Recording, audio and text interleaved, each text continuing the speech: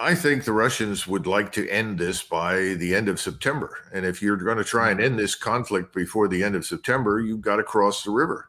We've been lied to so much about the Russians. We don't understand the rationality behind their behavior. The last thing that Vladimir Putin wants to do is rule Ukrainians. The areas that he's got control of right now are overwhelmingly Russified or Russian.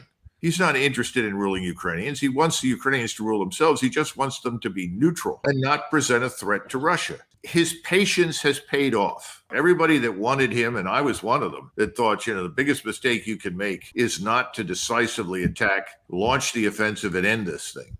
But he was smarter, and he said, no, we don't need to do that.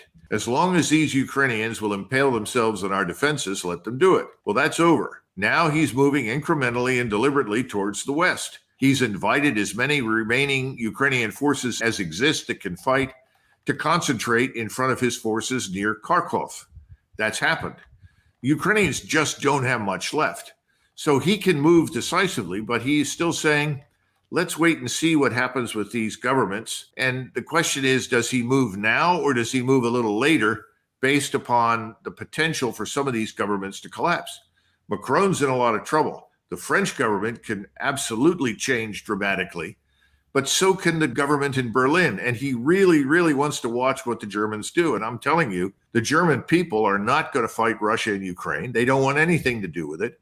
And there are large numbers of Germans in the electorate who are saying it's time to drop this fiction. It's time to stop listening to Washington. It's time to start acting in the interests of the German nation. And that's something that Scholz has not done.